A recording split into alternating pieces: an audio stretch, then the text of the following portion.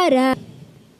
Aleluia, graças a Deus por estarmos mais uma vez aqui na casa do Senhor, aprendendo dele. Você não está aqui, mas está aí e também vai poder participar da palavra de Deus. Aleluia. Eu vou ler novamente o texto que foi lido no início, texto de Ruth, capítulo 1. Você pode pegar a sua Bíblia e acompanhar aí na sua casa. Fala o seguinte: na época dos juízes houve fome na terra. Um homem de Belém de Judá, com a mulher e os 2 filhos, foi viver por algum tempo nas terras de Moabe. O homem chamava-se Elimeleque, sua mulher Noemi e seus 2 filhos Malom e Quilion. Eram efrateus de Belém de Judá. Chegaram a Moabe e lá ficaram. Morreu Elimeleque, marido de Noemi, e ela ficou sozinha com seus 2 filhos. Eles se casaram com mulheres moabitas, uma chamada Orfa e a outra Ruth. Depois de terem morado lá por quase 10 anos, morreram também Malom e Quilion. E Noemi ficou sozinha, sem os 2 filhos e o seu marido. Quando Noemi soube em Moabe que o Senhor viera em auxílio do seu povo, dando-lhe alimento, decidiu voltar com as suas 2 noras para a sua terra. Não sei se você já leu o livro de Ruth, mas vou fazer um breve resumo sobre o livro para você entender um pouco da história. No decorrer da história, Noemi parte de Moabe com as suas 2 noras, mas apenas Ruth a acompanha até Belém. Assim que elas saem, Noemi se vira para as suas noras e diz: voltem para as suas casas, voltem para a casa dos seus pais. Eu não tenho mais como ter filhos. Voltem e casem-se novamente para que vocês possam ter uma família. Nenhuma das 2 queriam, mas no final das contas, Orfa acaba cedendo e aceitando o conselho que Noemi lhe dera e retornando para a sua terra e para o seu Deus. Mas Ruth resolve ficar com Noemi.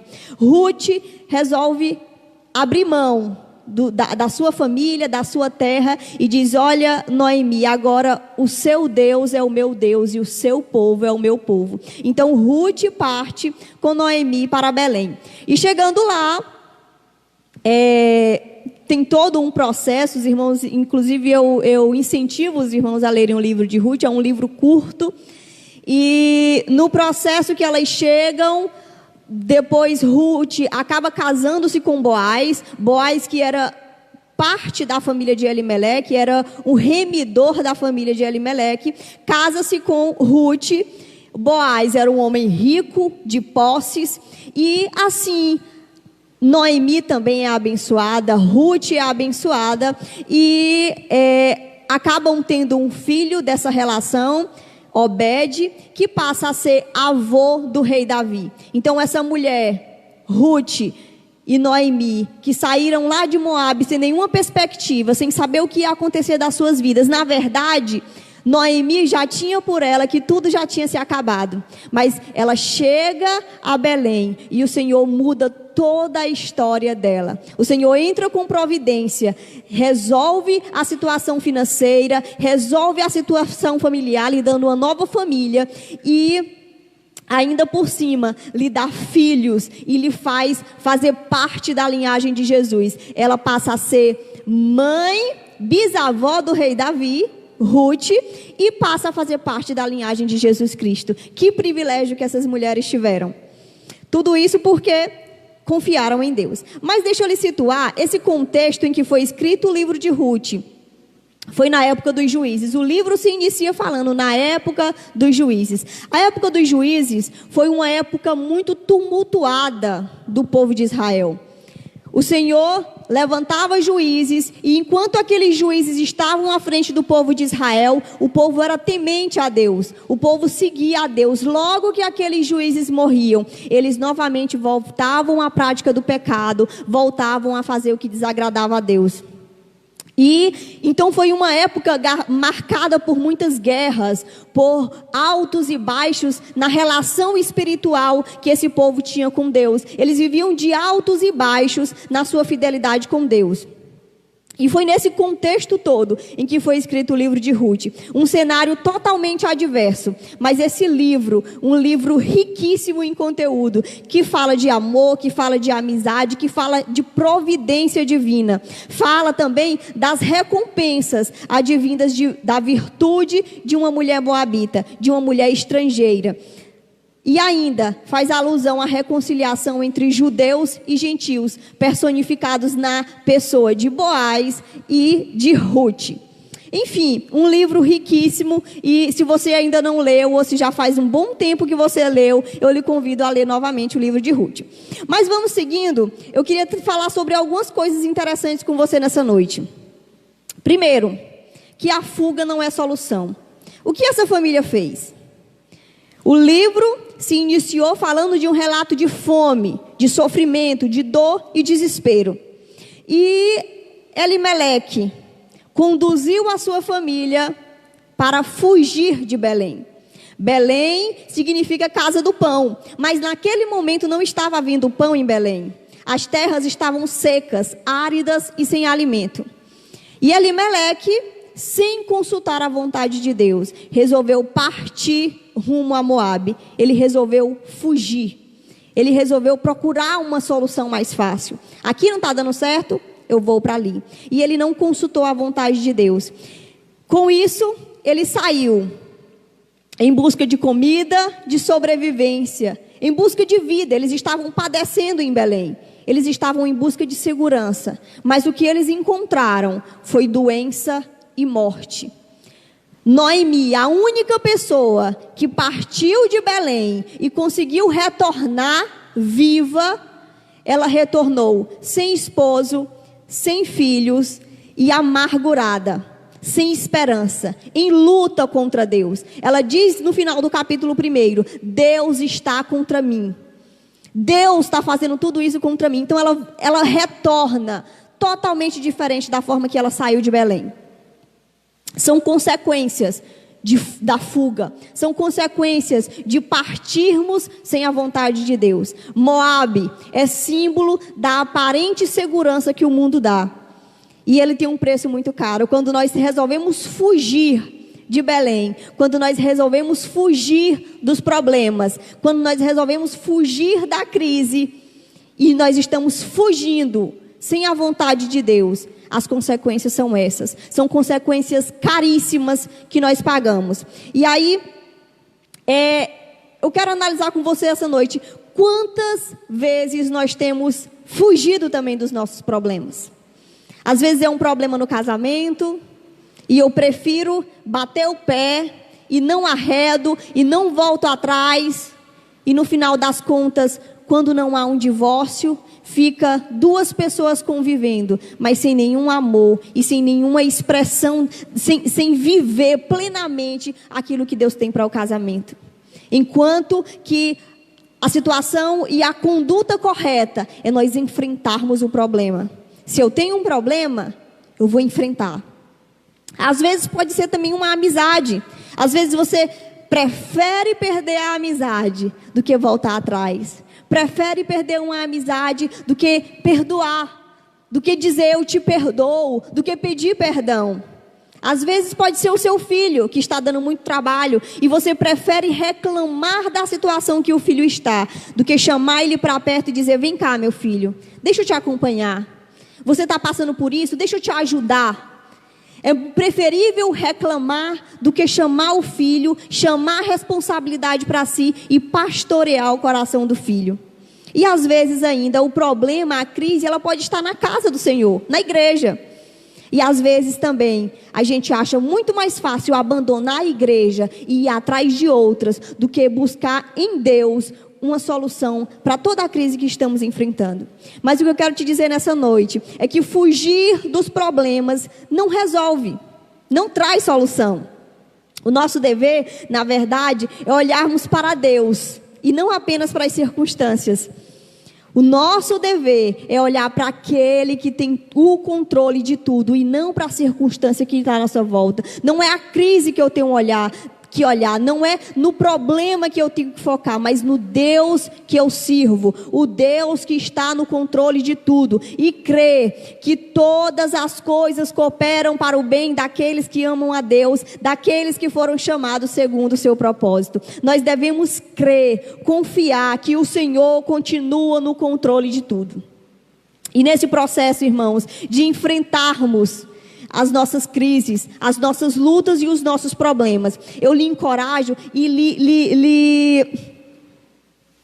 lhe falo sobre alguns pontos que nós devemos fazer. Primeiro, nós devemos orar.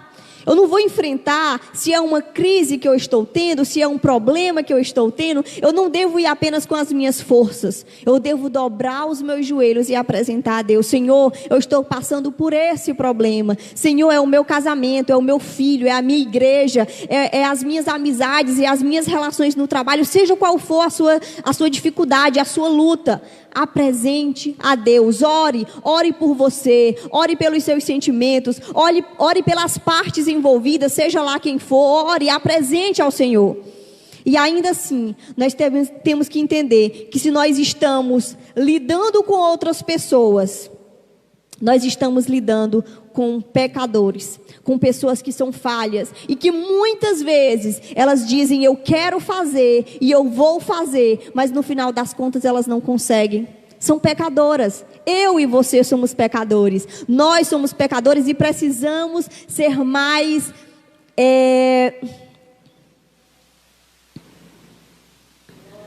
Jesus. Precisamos ter mais empatia com o outro. Precisamos entender que todos nós erramos, e que por mais que tentemos acertar, ainda assim muitas vezes erramos. A palavra de Deus, Paulo escrevendo aos Romanos, fala o seguinte: eu quero fazer o bem, mas não faço.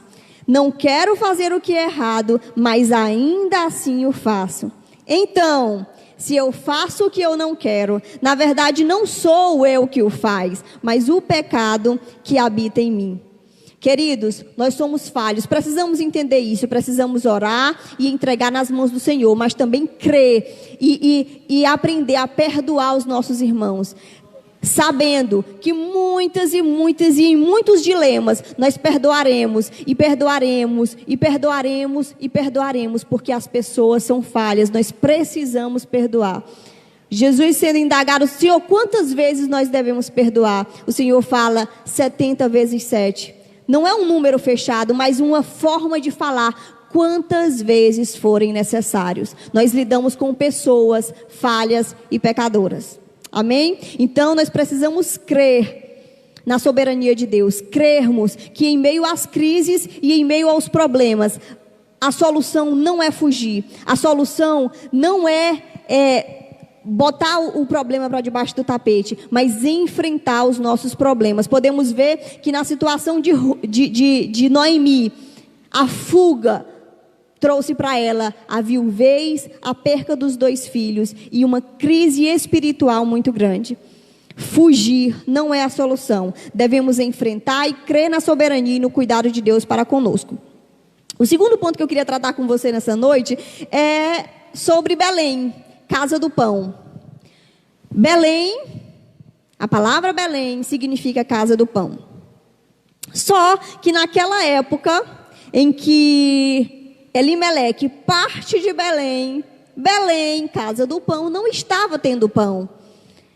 Na verdade, ela não tinha alimento, tinha escassez de alimento.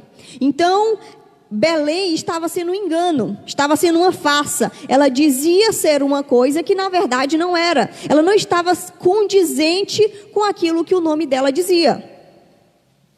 E assim, também a nossa igreja é símbolo de Belém. Belém é o símbolo da igreja. Nós devemos ter pão. A igreja precisa ter pão. Não o pão feito de trigo, mas o pão vivo. O pão representado pela palavra de Deus. O pão do céu. O pão que procede da boca de Deus. A palavra, a igreja, ela deve ter esse pão. E assim como aconteceu lá em Belém, quando Elimeleque partiu, assim também se encontra a situação de muitas igrejas. Muitas igrejas, a falta de pão.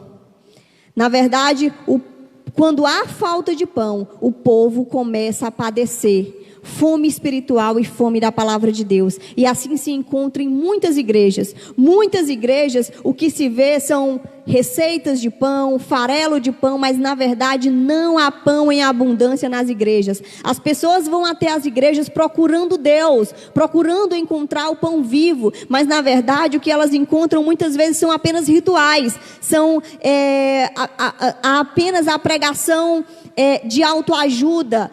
Prega-se o que as pessoas querem ouvir. Há também a comercialização da fé, doutrina de homens, uma série de coisas. Mas a palavra de Deus, em muitas vezes, e em muitas situações, em muitas igrejas, ela não está sendo pregada.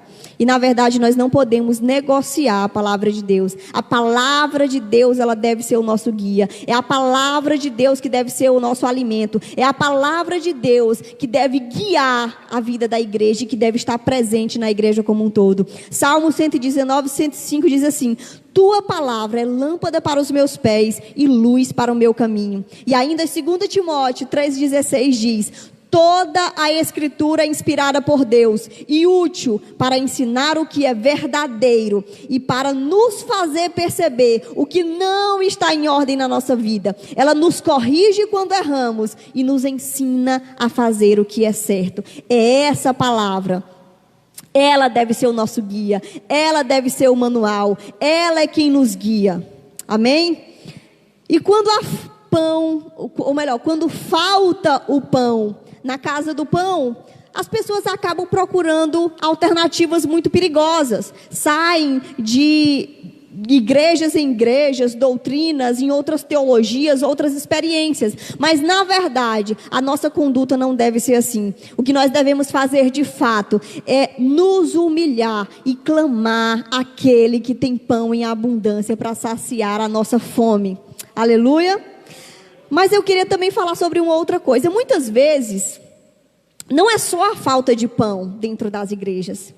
Ainda, eu pergunto, de que nós temos tido fome? Para você, crente, você que é batizado, você que vem à igreja toda semana, né, quando pode, agora nós estamos impossibilitados. Mas você que frequenta regularmente a igreja, de que você tem tido fome? Às vezes a gente só tem fome das bênçãos de Deus e não de Deus. Às vezes a nossa fome e o nosso desejo, o que nos tem trazido às igrejas é a saúde. Eu quero sucesso, eu quero prosperidade, eu quero promoção pessoal. Seja lá o que for que você está atrás. Se não for Deus, está errado. E infelizmente é o retrato de muitas pessoas que chegam até as igrejas. Elas chegam desejando bênçãos e não o abençoador. Elas chegam desejando apenas as coisas. E eu não sei, talvez as pessoas que pensam desse jeito e as pessoas que têm esse tipo de fome, elas não entenderam ainda o verdadeiro evangelho. O evangelho, ele tem muito mais a ver com renúncia do que com bênçãos terrenas. Ele tem muito mais a ver com carregar a minha cruz do que com glamour, do que com bênçãos. O evangelho é um evangelho de renúncia. Deus, Ele tem muitas bênçãos para nos dar. Ele tem salvação, Ele tem paz, felicidade. Mas as bênçãos materiais, essa não deve ser o nosso objetivo. O nosso objetivo deve ser a intimidade com Deus. Deve ser um encontro verdadeiro com Ele. Um relacionamento profundo e sincero com o nosso Deus. As bênçãos materiais, elas podem nos alcançar e não nós corrermos atrás dela. Nós devemos correr aos pés do Senhor e clamarmos ao nosso Deus. Então eu pergunto, de que nós temos tido fome? Precisamos entender que somente no dia em que a nossa fome por Deus for maior que comida, for maior que dinheiro, que fama, que reconhecimento, é que poderemos experimentar as maravilhas que Deus tem para nós. E o Senhor tem muito a nos dar. Há ainda um outro grupo nas igrejas que A fome deles é por conhecimento. Eles conhecem, são exímios conhecedores da palavra de Deus, defensores da verdade, zelosos com a doutrina, mas na prática, eles apresentam condutas questionáveis. Na prática, não são piedosos, não têm um relacionamento sincero com Deus, eles têm luz na mente, mas não têm fogo no coração. Não têm nenhuma experiência real com o Espírito Santo, experiências com Deus, relacionamento sincero com Deus. E infelizmente, irmãos, esse é o cenário da maior das nossas igrejas. Infelizmente, esse é o cenário da maior parte das igrejas. Igrejas cheias de pessoas vazias de Deus. Igrejas cheias de pessoas que não têm fome por Deus.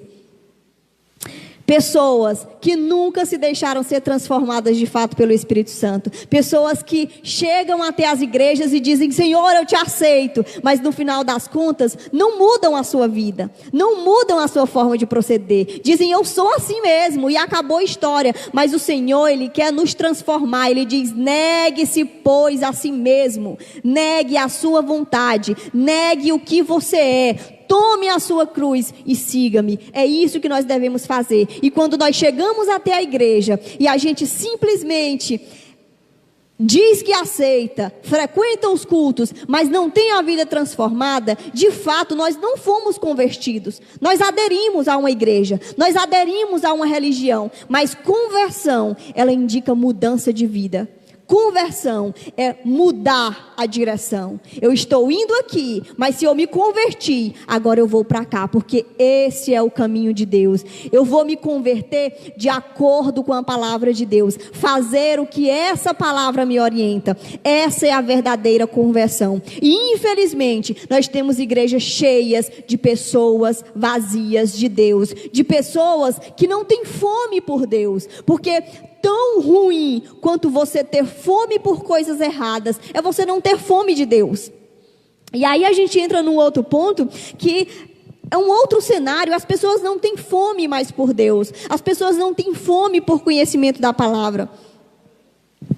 E com isso, as coisas, as disciplinas espirituais, elas acabam sendo renegadas. Não se empolga mais com a palavra de Deus. Não há mais empolgação quando tem a ver com um relacionamento sincero com Deus. E aí o que a gente vê?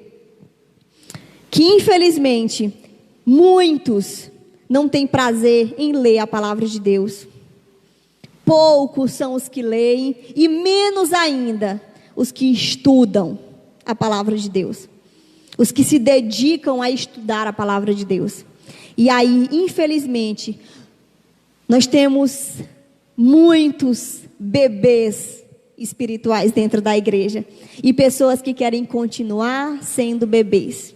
Continuar recebendo a comidinha pronta. Tá lá, não, a comidinha quem prepara é o pastor, os obreiros. Eu não, eu sou só um crente de banco. E não deve ser assim. Na verdade, irmãos, o fato de nós não subirmos até aqui, ou o fato de você não ter um perfil de uma pessoa que vai estar aqui pregando, isso não lhe exime da sua responsabilidade de ser um protagonista no cuidado com a sua vida espiritual. De forma nenhuma lhe exime da sua responsabilidade. A responsabilidade é sua. Você deve se alimentar da palavra. Você não deve esperar eternamente por receber dos outros. Sente e estude a palavra de Deus. Esse estudo da palavra de Deus, talvez você nunca chegue a pregar num púlpito, talvez você nunca chegue a expor para outras pessoas, mas ele vai aumentar a sua fé em Deus, ele vai lhe dar experiências reais com Deus, ele vai trazer ganhos inigualáveis para a sua vida espiritual. Então, irmãos, nós não podemos desprezar a palavra de Deus. Precisamos estudar com afinco a palavra de Deus. Oséias 4:6.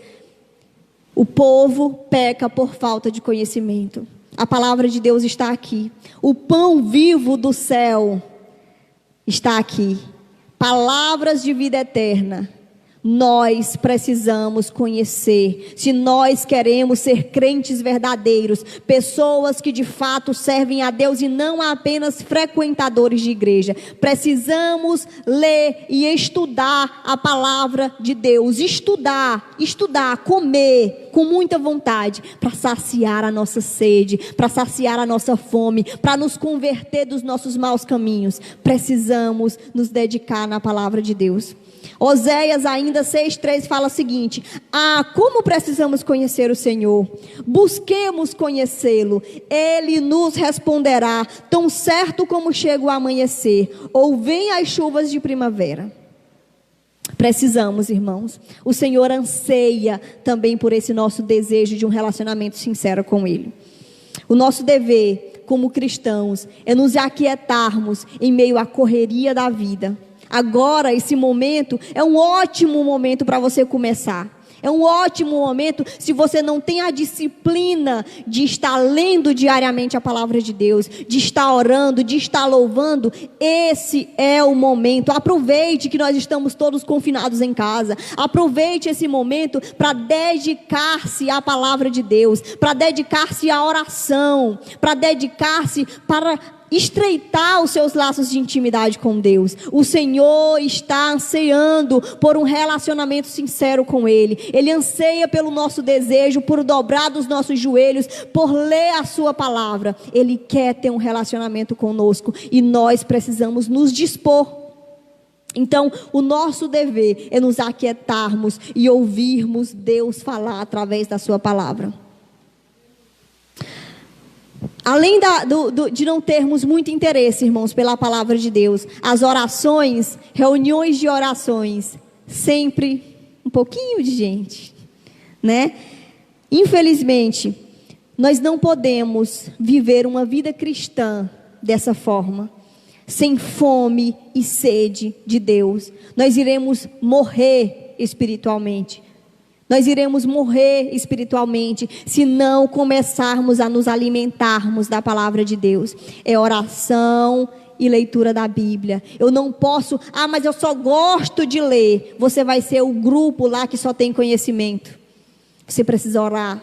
Nós precisamos orar e ler as nossas Bíblias. Nós precisamos adorar a Deus de uma forma mais sincera. Fazendo isso, orando, lendo as nossas Bíblias com mais afinco, nós teremos mais intimidade com Deus, seremos cheios do Espírito Santo e a nossa adoração também será diferente, porque muitas vezes nós cantamos simplesmente por cantar, simplesmente por obrigação, ou às vezes porque aquele hino é gostoso, faz eu me sentir tão bem, mas na verdade, será que nós estamos adorando a Deus?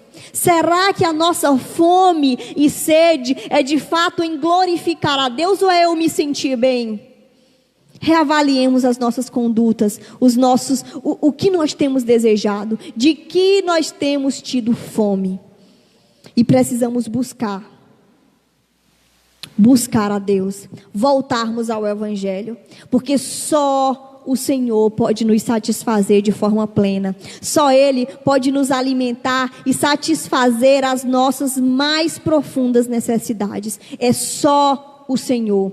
Ele é o pão da vida. Infelizmente, irmãos, muitos têm procurado satisfazer as suas necessidades, o seu vazio do seu coração, com drogas, com bebidas, com sexo, com religiões, seja lá com o que for, com autoajuda, tantas coisas que podem acabar aparecendo com dinheiro, com emprego, com reconhecimento, tudo tentando preencher o vazio. Não preenche, não preenche. Só quem preenche é Deus. O nosso coração, o vazio que há nele é do tamanho e da forma do nosso Deus. Só Ele pode nos preencher. Só Ele pode nos satisfazer por completo. Nada e nem ninguém, nenhum relacionamento, nenhuma pessoa e nada do que você venha conseguir vai satisfazer o seu coração. Apenas a presença de Deus na tua vida. Então, estamos em crise espiritual. Estamos vivendo sim uma crise de saúde pública, mas estamos vivendo uma crise espiritual.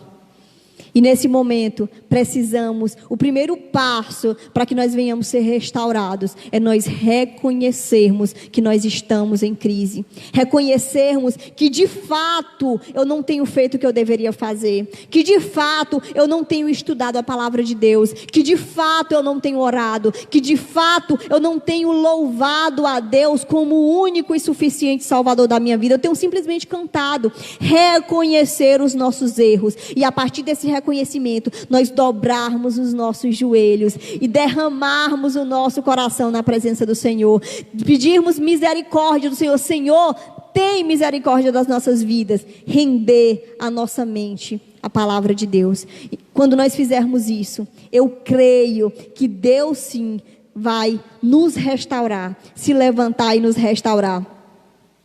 A palavra de Deus diz lá em Joel 2: voltem para mim de todo o coração. Venham a mim com jejum, choro e lamento. Não rasguem a roupa em lugar de tristeza, rasguem o coração e voltem para o Senhor seu Deus, pois Ele é misericordioso e compassivo, lento para se irar e cheio de amor. Está sempre pronto a voltar atrás e não castigar.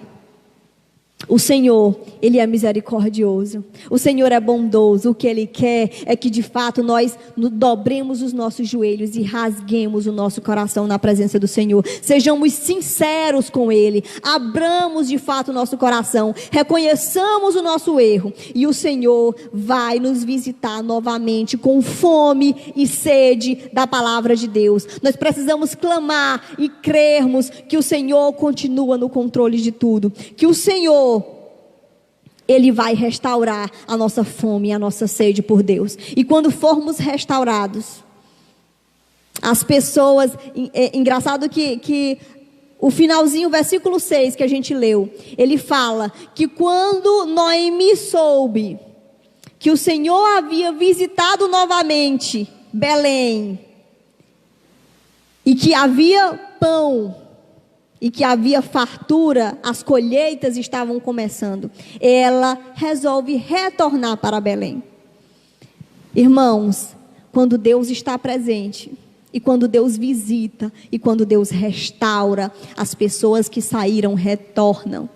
E elas não retornam sozinhas, elas trazem outras pessoas, e tantas outras que ouvirem, ali há pão, elas virão, porque as pessoas estão famintas da palavra de Deus. Então, precisamos clamar a Deus, clamar para que o Senhor nos restaure e crermos que o Senhor, através da restauração da nossa vida, vai abençoar a nossa igreja como um todo. Que o Senhor, restaurando a mim e a você, restaurando a nossa fome e sede por Deus, e nós tendo um relacionamento sincero com o nosso Deus, um relacionamento íntimo com o nosso Deus, a nossa igreja vai ser abençoada, porque quando Deus visita a igreja, as multidões são atraídas a ela, vidas se convertem ao Senhor. Os cultos passam a ser cheios de vida. Há uma sincera e abundante adoração. Orações são cheias de fervor. E os crentes cheios do Espírito Santo. Precisamos ser restaurados por o nosso Deus. Precisamos crer que a alternativa, irmãos, não é fugir. Estamos em crise, mas a nossa alternativa não é fugir, não é abandonar o barco, não é dizer, tá ruim mesmo, deixa eu ir mesmo para mais ruim, deixa eu ir para outro lugar para ver se está melhor. Não, a nossa alternativa não é fugir, a nossa alternativa é nos derramar da presença do nosso Deus. Dobrar os nossos joelhos e nos debruçarmos na palavra de Deus, crendo que Ele transformará as nossas vidas, a nossa fome e a nossa sede por Ele. E eu concluo dizendo nessa noite que nós estamos vivendo esse momento de crise, mas nós não poderemos fugir e nem nos desesperar. A nossa receita, irmãos, é Como o hino infantil fala e os meninos até cantaram aqui hoje. Leia a Bíblia e faça oração, faça oração, faça oração. Leia a Bíblia e faça oração se quiser crescer. Se quiser crescer, se quiser crescer, leia a Bíblia e faça oração se quiser crescer. Você quer crescer no seu relacionamento com Deus? Leia a sua Bíblia e faça oração. Deixe essa preguiça espiritual de lado. Deixe essa preguiça espiritual de lado. Sente, estude a palavra de Deus. Leia sobre ela. Prepare sermões que nunca talvez serão pregados, mas que servirão para edificar a sua vida. Dobre os seus joelhos e ore. Ore, ore, derrame o seu coração. Clame por mais fome e sede de Deus. Não devemos nos esquecer que o nosso alvo, meus irmãos, é o céu. O nosso alvo não é as coisas terrenas. Estamos sim enfrentando a crise, mas ela não deve sucumbir a nós. Ela não deve ser maior, ela não deve tomar a nossa alegria, tomar as nossas forças, porque tudo isso aqui é passageiro. O nosso alvo é o céu, e nós devemos cuidar sim do nosso relacionamento com Deus. Devemos cuidar sim daquilo que é eterno. Devemos sim cuidar da nossa crise espiritual. As demais coisas serão acrescentadas. Creia no Senhor, creia nessa palavra e dobre os seus joelhos e leia a sua Bíblia, e que Deus te abençoe em nome de Jesus. Amém, Senhor.